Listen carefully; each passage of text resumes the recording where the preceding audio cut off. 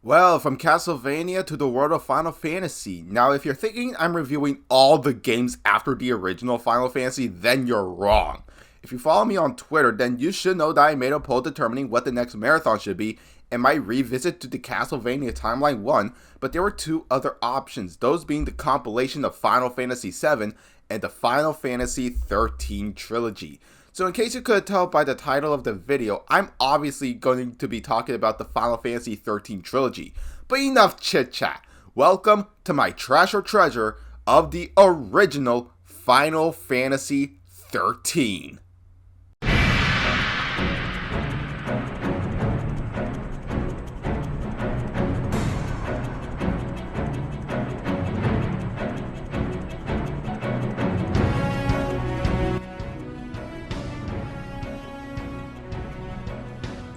Enjoy the show.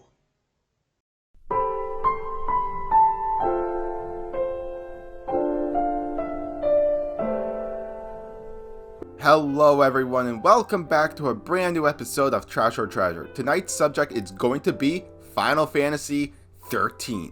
Final Fantasy XIII is a JRPG developed and published by Square Enix, released for the Xbox 360 and PlayStation 3 in March of 2010. Before a game released for the PC in October of 2014, and in Japan there's also an iOS and Android version of this game released in April of 2015. It was also re-released for later Xbox consoles like the Xbox One line and the Series X and S. I'll be using the Xbox Series S version for this, but you can play it yourself on the RPCS3 emulator. Now what the hell is RPCS3? Well, it's a PlayStation 3 emulator. Yeah, you heard me correctly. This is how far we've came since emulating SNES and Genesis games. This is just amazing to look at. I mean, this is how I was able to play and eventually beat the original Demon's Souls because of how scarce the PlayStation 5 is. Maybe I might make an old versus new video on this if I ever get a PlayStation 5? Who knows? But anyways, enough about me gushing about this emulator. Now, when this game originally came out, the critics loved it with nearly perfect scores across the table, but the fans, after playing this, often consider this as one of, if not the worst game in the franchise, right next to Final Fantasy II. Now, as someone who has never played this, what's my opinion on this?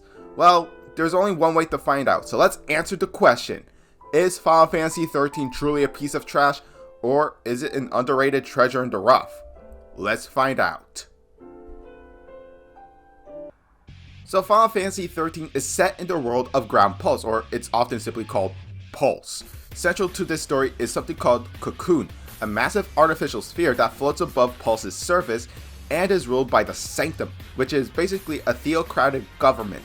The two worlds are controlled by something called the fal'Cie, which are mechanical beings with godlike powers. Now the Cocoon fal'Cie are responsible for keeping Cocoon floating, as well as providing light and water to the people that live inside. Each fal'Cie handles a very specific task. Within Cocoon, during the main events of the game, the citizens of the town of Bodhum, I hope I'm pronouncing this, are being evicted or purged after coming in contact with something from Pulse. Over the course of the game, the player is shown flashbacks of the events of the previous 13 days, which began with the fal'Cie from Pulse being discovered near Bodhum. Lightning Sister Sarah, that is spelled S-E-R-A-H, not how you usually spell Sarah, I know, it's weird, had found the fal'Cie from Pulse and has been changed into a Lissie. Lightning and Sazh later derail a purge train bound for Pulse in an attempt to save Sarah. Now Snow Villers also leads his resistance group called Nora to rescue the purge exiles. Several of them are obviously killed in the process. Heading to the fal'Cie Anima to save Sarah, Snow is joined by two of the exiles, those being Hope and Vanille. The two parties meet at the fal'Cie and find Sarah just as she turns to crystal. Anima then brands them as Lissie, and they are cast out into a different part of Cocoon. Now during this transformation, the newly crested Lissie all have the same vision, a monster called Ragnarok. Also, Snow just stays behind while the others leave. Snow then later meets the token character named Sid, because it's not a Final Fantasy game unless we have a character named Sid apparently, as well as Fang, two members of the cavalry. After he is captured and detained aboard the ship Lindblom, I know sometimes these naming conventions can be a bit funky. Meanwhile, the others flee from the PSICOM, or PSICOM, however you're supposed to pronounce this, before getting separated by an airstrike. Hope and Lightning travel to Palimpolum. Again, Final Fantasy naming conventions are fucking weird. While Saz and Vanille travel to Nautilus. Okay, stop the music. Stop the music.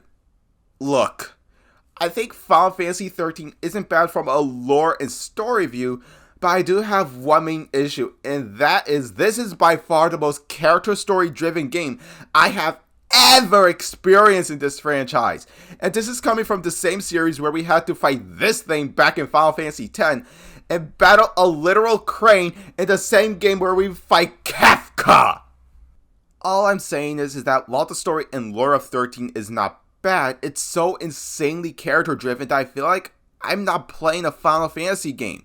Now, Final Fantasy games before and after this are also character driven, but not to this extent. So, at least to me, I think the story is okay for the most part. Now, to at least give my thoughts about the character so it won't seem like I'm half-assing this video, I think Lightning is a pretty good main protagonist, especially since we don't get many female leads in Final Fantasy games like Terra from 6 and Yuna from 10-2. Saz is also pretty good. He's certainly no Barrett Wallace from Final Fantasy VII, but I think Saz is a pretty good and likable guy. Plus, he has a chocobo chick with him at all times. Now, Hope Estime. Now, I want you all to keep in mind, I played the other two games in the 13 trilogy before playing this, so I'm more used to the more extroverted Hope from 13-2 and the more helpful role he has in Lightning Returns. So, going back to his roots, it really makes me appreciate the other two games more because I really don't like Hope in this game. Young Feng and Dia Vanille. I honestly like Feng more out of these two, mostly because she just has this cocky and confident personality, which is what I love in characters. Hence why Dante is one of my favorite male protagonists, and Joel can... He shouldn't die. Thank you, Trevor. Also, no disrespect to Troy Baker, I think he did play Joel really great. I really just don't like the grouchy old man trope. As for Vanille, I'm just going to be blunt. I really hate the childish personality she has. It just doesn't sit well with me considering this is a 19-year-old young woman here. Huh. Remember how I mentioned Troy Baker when I said I didn't like Joel? Well, say hello to Troy's previous role before The Last of Us, Snow Villers. Now, while Snow isn't that bad of a character, it's his naivety and optimism that often rubs people the wrong way. Hell, in the early game when we see Sarah, who is Lightning's sister, may I remind you, Snow believes that they can still save Sarah, even though she's encased in crystal. So while Snow isn't that bad of a character, it's the aforementioned naivety and optimism that rubs both the central cast and me the wrong way. Okay, I think I filled my quota of summarizing the story to the best of my abilities, as well as summarizing the characters. Now, I am aware I didn't go over Sarah, but I'll talk about her more in the 13-2 video. But with all that out of the way, let's move on to gameplay.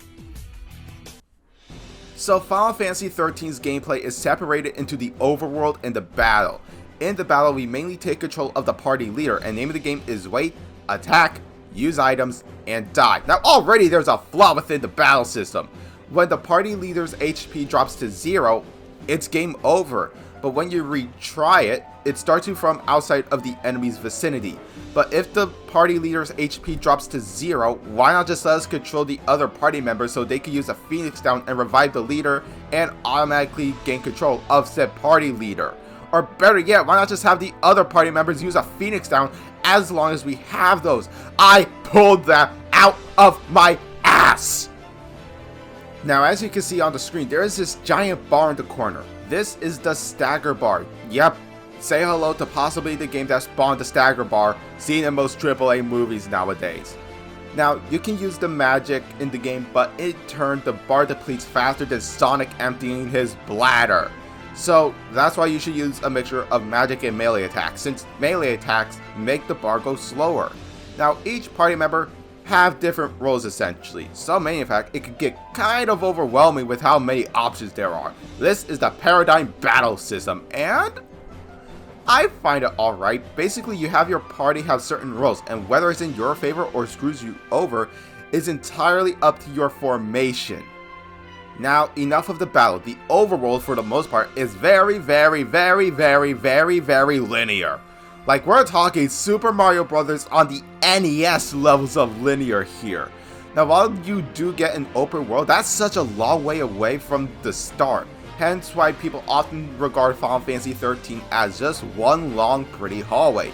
But in my personal preference, I think this is a nice change of pace because I have played so many games where they basically try to be like Skyrim or Fallout and just end up as Senile Scribble 6 failouts more than anything.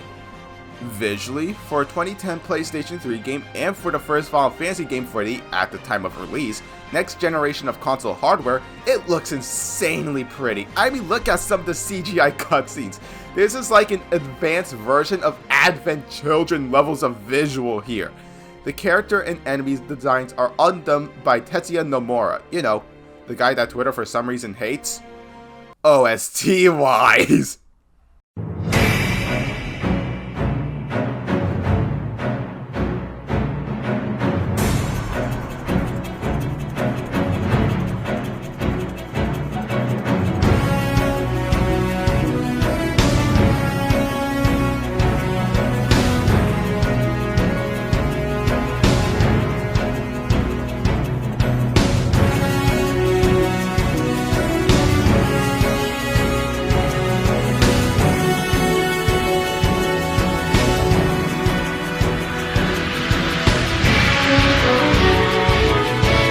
I even need to say why I love this OST. I mean, the use of violins are honestly some of the best violin work I have ever had the pleasure of listening to in a video game. Yes, even better than Sonic 06 and... I can't believe I'm saying this. Sonic Unleashed. Now yes, I know that other instruments are involved in this OST, but it's the violins that have the most presence in it. Hell, even the battle theme, Blinded by Light, sounds like something pulled right out of a final boss fight.